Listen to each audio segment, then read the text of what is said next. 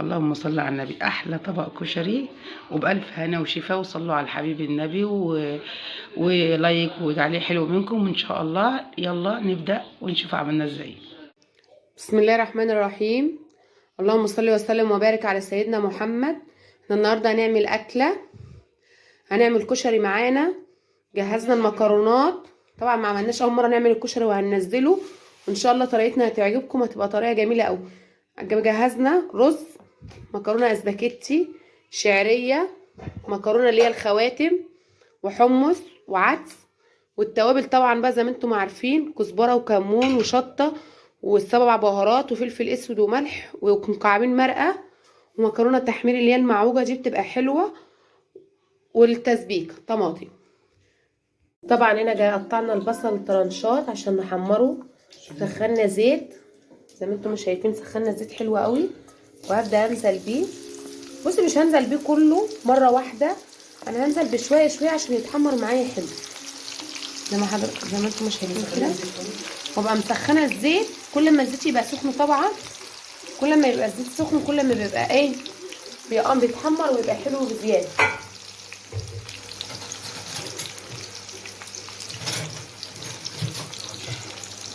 كده اهو.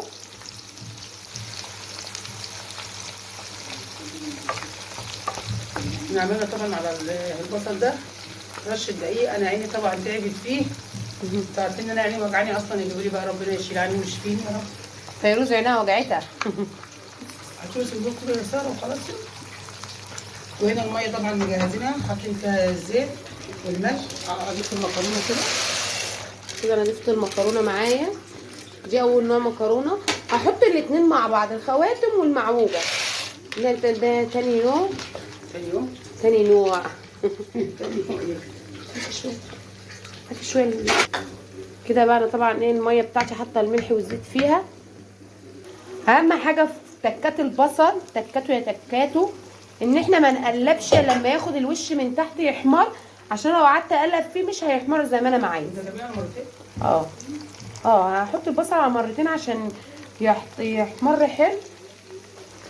وهنا طبعا جهزت الميه اهي بتاعتي، هحط فيها شويه ملح. خلي كله ده كان بيسمع كلامي حد. هنا طبعا حطيت الميه وهحط فيها شويه ملح والحمص، وهبدا انزل بالحمص بتاعي اهو. هقلبه عشان يدوب في الميه ام ملح. هسيبه بقى يتسلق. طبعا سخنت الزيت وحطيت عليهم معلقه سمن، الزيت ومعلقه سمنه كده. هحط بقى الشعريه، الزيت بدا يسخن معايا اهو كده، نازله بالشعريه بتاعتي اهو.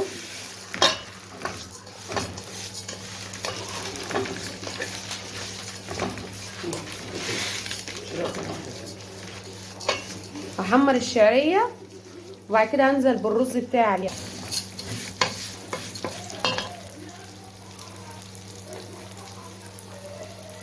طبعا هي بقى بتقلب بقى ماما، ربنا يشفيها ويشيل عنها والناس. ادعوا لها ربنا يشفيها ويخليها لنا هي وبابا يا رب، ويبارك في صحتهم يا رب. هم السند ونورت البيت. ما تنسوش يا بنات تصلوا على النبي في الكومنتات عشان نكسب حسنات ونكسب من وراكم حسنات. اهم حاجه الصلاه على النبي. هنا المكرونه اهي، وهنا العدس بتاعي بدا الحمص معلش، وهنا البصل بتاعي. شوفوا بقى يا بنات كده، لما ببقى حطاه قليل والزيت كتير بيبدا يحمر ويديني اللون اللي انا عايزاه. اهم حاجه التكه بتاع البصل بتاع الكشري، هو الكل في الكل. هرجع هنا للشعريه بتاعتي، ماما هتقلب اهي. مع اني على كده انا ما باكلش الكشري ببصل خالص، ماشي. هما بقى بيحبوه، بنحبه يا صاحبي. هما بقى بيحبوه بقى.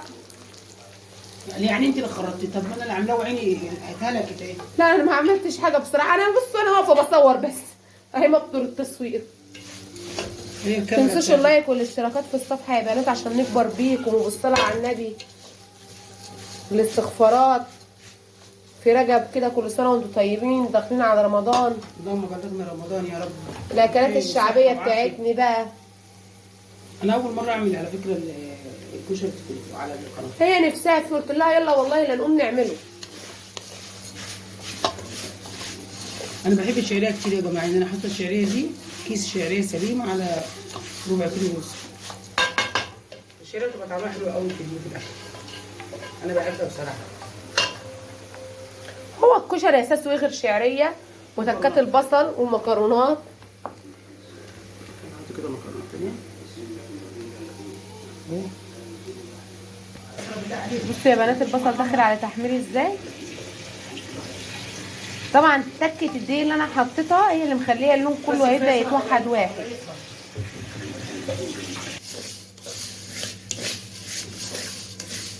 كده الشعريه احمرت معانا اهي. نحط الرز بقى.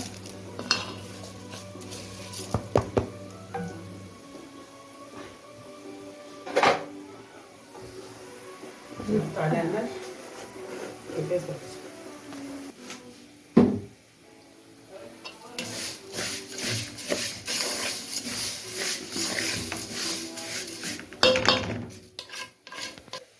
وكده البصل اهو اول طاسه طلعتها. بصوا محمر ازاي وذهبي وجميل ومقرمش. الدقيق طبعا اللي مخليه لون واحد كله كده ومقرمش. هنزل كده بالبصل بتاعي الباقي كله بقى مره واحده، وهبدا برضو زي ما عملت في الحركه الاولانيه ابدا افتحه عشان يتحمر كده، وهسيبه بقى يبدا يتحمر. وده اهو وده اهو يوصل. ثواني على ناحيه بس.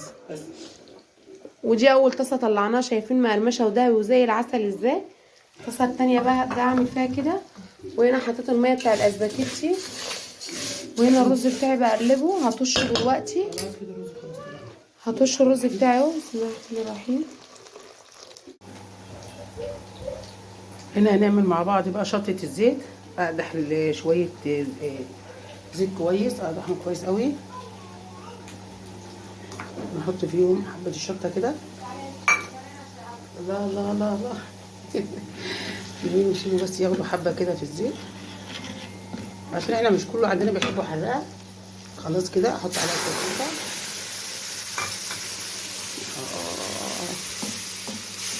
شويه طماطم كده.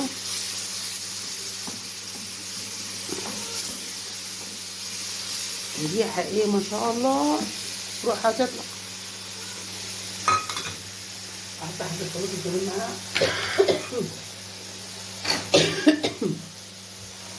الحمد لله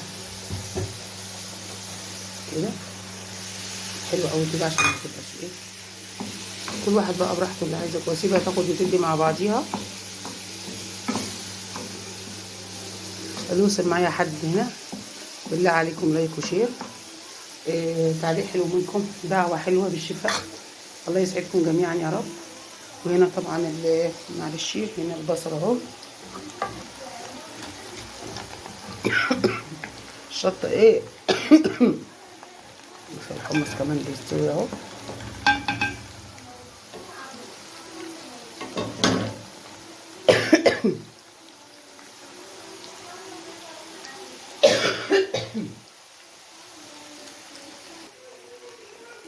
هنا معانا كمان رز بيستوي اهو. بسم الله ما شاء الله.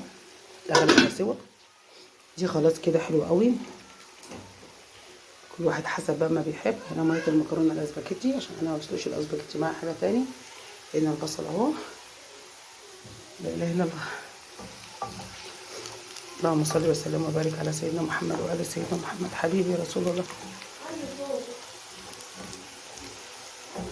سارة تعبت، ربنا يقومها بالسلامة هي والديها يا رب.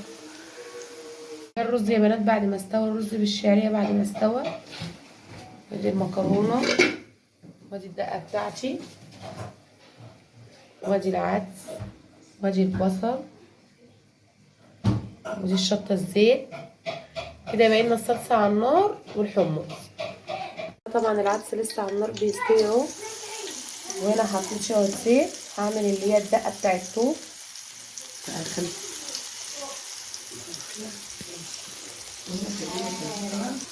وهنا الحله التانيه حاطه تقليه التسبيكه. تقليه التسبيكه بحط لها ثوم اهو.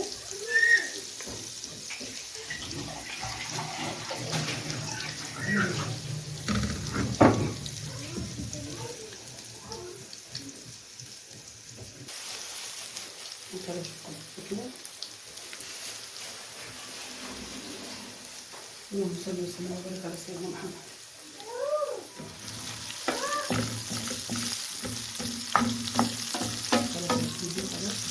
وانا بقى يا دوبك تديهم ده يعني كده. يبقى احنا بنشرب الفم.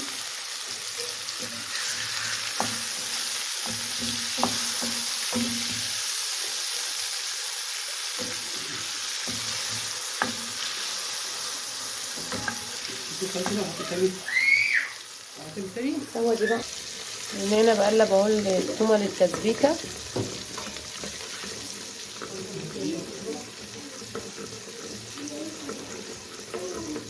هنا طبعا حطينا الملح. حطيتش الملح. طبعا هنا بحط ميه دافيه، بحط بس شويه عشان الخل، عشان الحموضه بتاع الخل بتبقى شديده على المعده يا جماعه.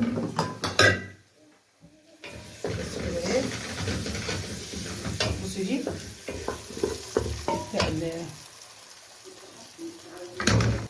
كده بقى نحط الطماطم اهي. اتشطت يا فاتت. خلصانه وعافيه.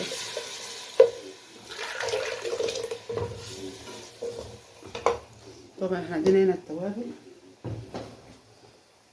بصوا يا جماعه، تتبيله، شطه، كمون، كزبره، فلفل اسود، مرق الدجاج.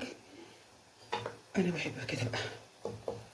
طبعا الكمون ده اساسي في التسبيكه بتاع الكشري. كده تعبت اللي وصل معايا لحد هنا يصلي على حبيب النبي. بقيت حبيبكم المصطفى، ما تنسوا اللايك والاشتراك وتصلوا على النبي معانا. قولك عليه. هاتي ملح تاني. صلوا على حبيبنا المصطفى عليه الصلاه والسلام. هاتي ملح صلاه.